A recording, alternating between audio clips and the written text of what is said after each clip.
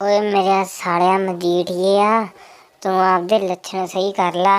ਨਹੀਂ ਪਤਾ ਕੀ ਕਹਿਣਾ ਘਰਦਿਆਂ ਨੇ, ਵੀ ਘਰਦਿਆਂ ਨੇ ਜੰਮਿਆ ਸੀ ਮੁੰਡਾ, ਮੁੰਡੇ ਤੋਂ ਲੌਂਡਾ ਬਣ ਗਿਆ ਨੀ। ਠੀਕ ਆ, ਉਹਨਾਂ ਨੇ ਕਹਿਣਾ ਸੁੱਖੇ ਨਾਲ ਰਹਿੰਦਾ ਸੀ, ਸੁੱਖੇ ਨਾਲ ਰਹਿ ਕੇ ਐਜਾ ਬਣ ਗਿਆ। ਭਰਾਵਾ ਤੂੰ ਆਪਦੇ ਰੰਗ ਢੰਗ ਚੇਂਜ ਕਰ ਲਾ, ਤੂੰ ਤਾਂ ਬਸ ਉਹ ਸਟੂਲਾ ਬਣੀ ਜਾਂਦਾ ਮੇਰੇ ਯਾਰਾ ਸਾਲਿਆ।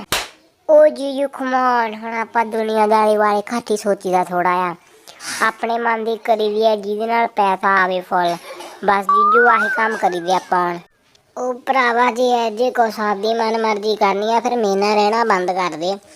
ਤੂੰ ਤਾਂ ਭਰਾਵਾ ਵੱਡੇ ਬੰਦਿਆਂ ਨੂੰ ਫੋਲੋ ਕਰਦਾ, ਬਿੱਲੂ ਰਾਮਗੜੀ ਵਰਗਿਆਂ ਨੂੰ। ਠੀਕ ਆ, ਹੁਣ ਤੂੰ ਮੇਰੀ ਕਪੱਤ ਕਰਾਉਣੀ ਆ ਪਰਸ ਚੱਕਣ ਦਾ ਦੱਸ ਕੀ ਤੇਰਾ ਹੁਣ ਮਤਲਬ ਬਣਦਾ ਸੀਗਾ? ਆਹ ਕੱਛਾ ਜਿਹਾ ਪਾਇਆ ਹੋਇਆ ਠੀਕ ਆ ਤੇਰੇ, ਕੀ ਕੋਈ ਗੱਲ ਬਣਦੀ ਹੈ ਕੋਈ? ਤੂੰ ਤਾਂ ਜਨਾਨਾ ਬਣਿਆ ਫਿਰਦਾ, ਜਿਉਂਦਾ ਜਾਗਦਾ। ਓਏ ਜਾਗ ਆਲਾ ਆਪਦੀ ਜ਼ਮੀਰ ਨੂੰ।